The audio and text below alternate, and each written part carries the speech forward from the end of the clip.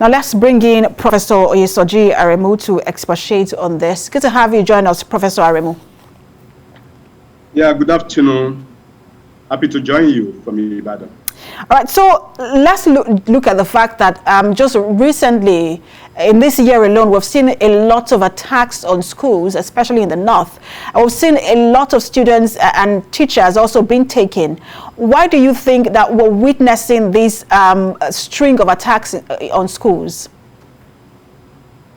Well, I think we should just note one thing, that talking about the general insecurity in Nigeria, and this time around, another dimension to it is the adoption of school pupils or students, as the case may be, even the school personnel as well.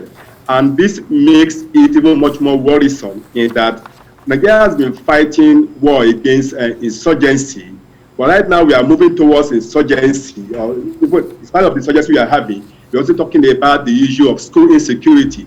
We are entitled, one would think that this should not be so, but right now, as we are having in the country, our school system, especially in the north, is no longer safe. And by this, it means that if care is not taken, we will also have cases like this also in the southern part of the country.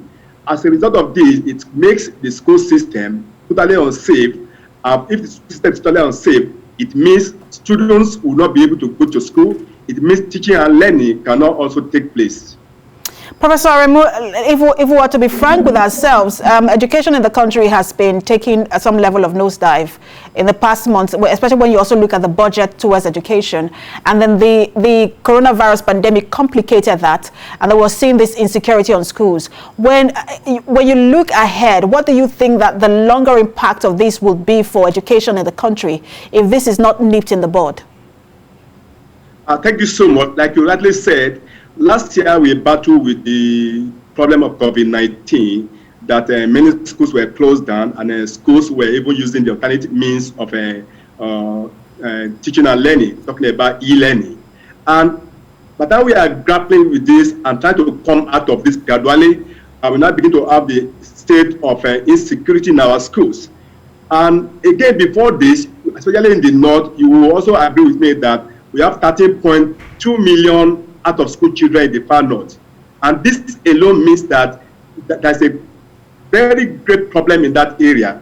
And given the fact that we now begin to have cases of abduction in our schools in the north, northwest, northeast, and other parts of the southern part of the country, it means that if care is not taken, the next couple of years, we have more pupils and students out of school.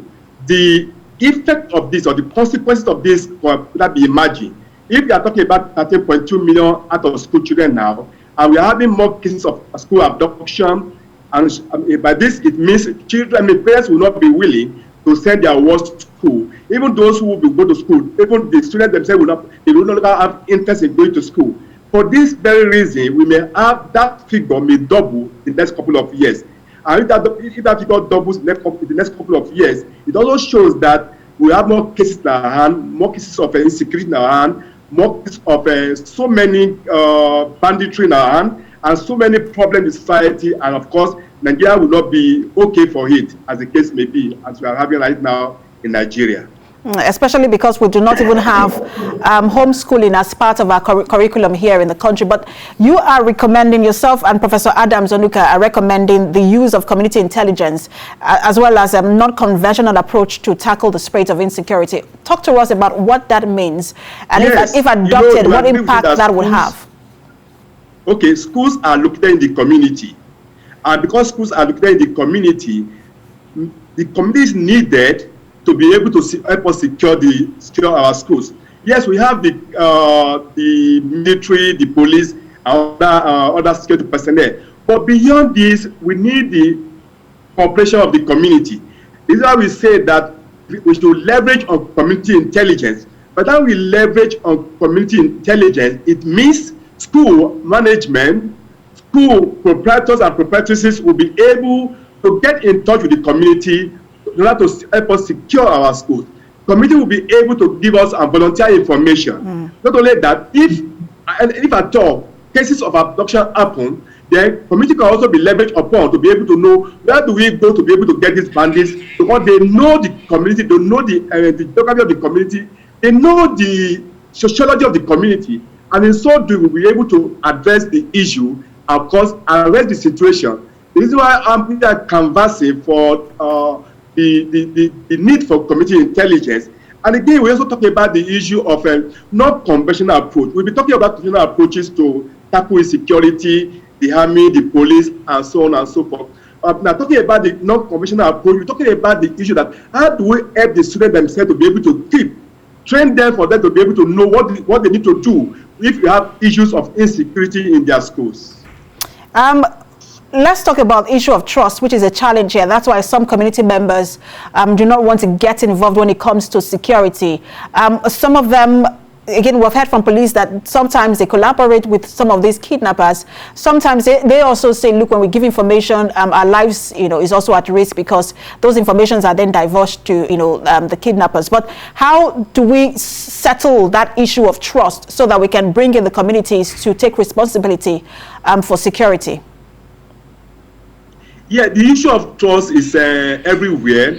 It's not only related to when you have the school security or school insecurity. As much as possible, in spite of the level of distrust in society or whatever we have in society, we will still be able to find some well-meaning members of the community who will be able to volunteer information, who will be able to assist the school, who will be able to do the needful. So the issue of trust, I think the issue of trust should be addressed by the school management. We have to be able to know who did they get information from, who did they volunteer information to, and in so doing we'll be able to know how do we address this, talking about all hands have to be on desk. But that we are able to do this, it means as much as possible we'll be able to leverage on the issue of trust by identifying well-meaning community members for them to be able to help the school, of course help in securing our schools as well. Absolutely. We will see how the education community reacts to your suggestion. Professor Oyesoji Aremu, thank you so much for talking to us. Thank you so much. God bless.